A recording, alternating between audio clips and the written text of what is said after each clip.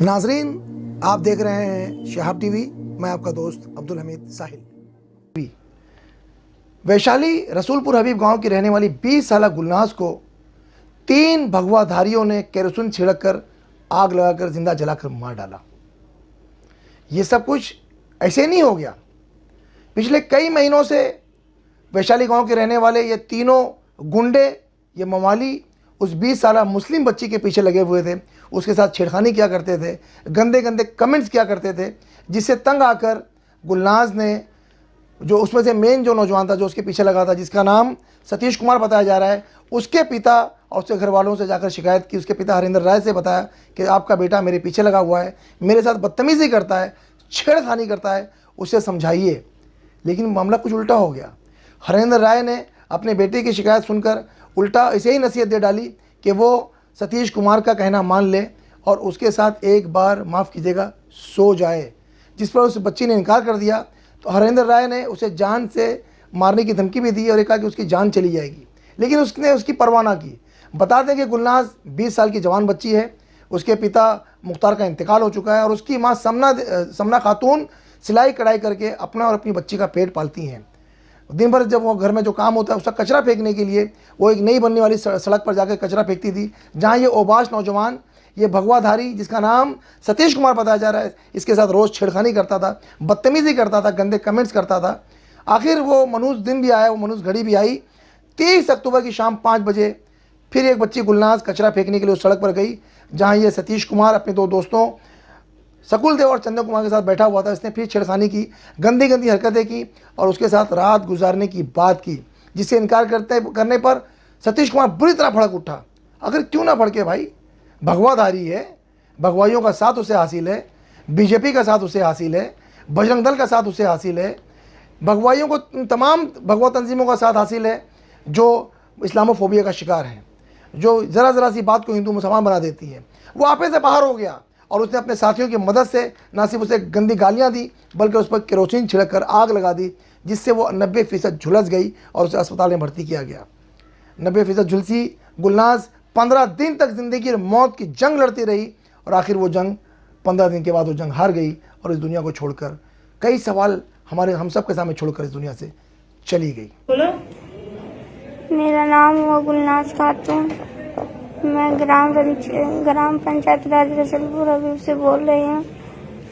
हम जा रहे थे तो एक लड़का ने, सतीश कुमार पिता विनय राय का लड़का था, और हम जा रहे थे कचरा फेंकने के लिए। 6 बजे करीब शाम था और वो मेरे मिट्टी तेल उलझन की आग लगा दिया।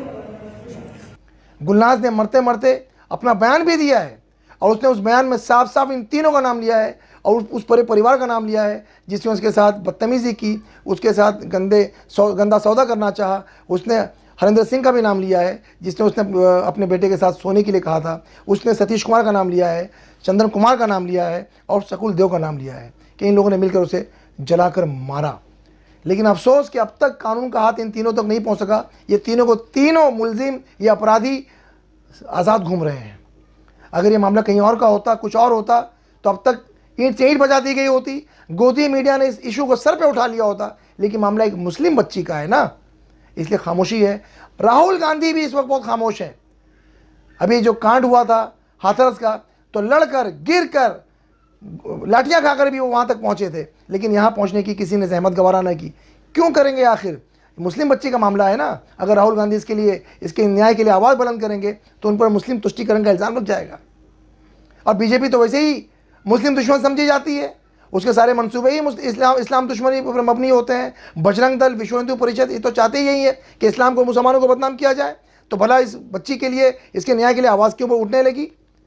हमें अपने देशवासियों पर गर्व है। साफ साफ ये ऐलान करते हैं कि देश की जनता आज भी जागरूक है, गंगा जमनी तहजीब आज भी जिंदा है। गुलनाज एक मुसलमान बच्ची नहीं है, बल्कि वो भारत की बेटी है, देश की बेटी है। भले ही भगवाइयों के नज़दीक उनका बेटा एक ही बेटा है जिसका नाम है अर्नब गोस्वामी, और उनकी एक ही बेटी है जिसका नाम है कंगना रनाउत। भले से उनको बेटा बेटी समझे, जो सिर्फ देश में नफरत का बीज बो रहे हैं, नफरत और लड़ाने की बात करते हैं, लेकिन हम साफ साफ कहना चाहते हैं कि गुलनाज इस देश की बच्ची है और उसकी न्याय के लिए, उसे इंसाफ दिलाने के लिए पूरा देश आगे आएगा। जिस तरह इससे पहले हमने किया है, हम आगे बढ़ के हमने इंसाफ दिलाया है दिल्ली की गुड़िया को, हाथरस की गुड़िया को, इसी तरह आज बात आई है बिहार के वैशाली की, तो हम उस गुड़िया को भी इंसाफ ज़रूर दिलाएंगे। हम यहाँ साफ साफ कह देना चाहते हैं, आज कहाँ हैं सुशासन बाबू? आज सत्ता पे की कुर्सी पे बैठ चुके हैं, मुख्यमंत्री बन चुके हैं, लेकिन उन्होंने उस गरीब की खबर नहीं ली है। आप देख सकते हैं कि किस तरह गुलनाज की माँ और उसके परिवार के लोग उसकी लाश को सड़क पर लेकर बैठकर धरना प्रदर्शन कर रहे हैं, लेकिन उनकी नहीं सुनी गई है। और गोदी मीडिया तो बिल्कुल खामोश है, बेशर्मी की हद तक खामोश है, मुजरमाना खामोशी उसकी आप देख सकते हैं। लेकिन साथ साथ हम मुस्लिम MLAs और MPs की बात करेंगे, वो भी कहीं ना कहीं अपने मुंह पर चुप की पट्टी बांध के बैठे हुए हैं। हाँ, एक बात और बता दूं कि जो लफ्ज़ जिहाद का नारा लगाया जाता है, जो लफ्ज़ जिहाद का शोषा छोड़ा जाता है, हिंदू और मुसलमानों को लड़ाने की कोशिश की जाती है, तो मुल्क की संसद ने साफ साफ कह दिया है, कि सरकार ने कहा है संसद में कि लफ्ज़ जिहाद नामी कोई चीज़ नहीं है। NIA ने कहा है कि लफ्ज़ जिहाद नामी कोई चीज़ नहीं है। सुप्रीम कोर्ट ने भी कहा है कि लफ्ज़ जिहाद नामी कोई परिभाषा है ही नहीं। फिर भी ये भगवाधारी लफ्ज़ जिहाद का शोषा छोड़ते रहते हैं। कोई इशू मिल जाए मुसलमानों के खिलाफ, इस्लाम के खिलाफ, ये पीछे नहीं हटते। तो आज लो आप अपने दाम में सयाद आ गया। आज मामला एक मुस्लिम बच्ची का है जिसे भगवाइयों ने जलाया है, जिनके जो भगवाधारी हैं, जो भगवा परचम लेके चलते हैं, जो हिंदुत्व की बात करते हैं, नकली हिंदुत्व की बात करते हैं। असली हिंदुत्व में इसी कोई गुंजाइश ही नहीं है। असली हिंदुत्व तो वो है जो मर्यादा पुरुषोत्तम राम का हिंदुत्व है, जिन्होंने सबके लिए सबकी बात की थी। और एक तरफ ये नारा सबका साथ सबका विकास, ये भी खोखला नारा है। अगर इस नारे में दम है तो मोदी जी, योगी जी और बिहार के सुशासन बाबू आगे आइए और वैशाली की इस बच्ची को इंसाफ दिलाइए, न्याय दिलाइए। पूरा देश आपकी तरफ देख रहा है। देखते रहें इस तरह की खबरों के लिए हमारा चैनल, क्योंकि हम सिर्फ खबरें नहीं बल्कि आप तक सच पहुंचाते हैं।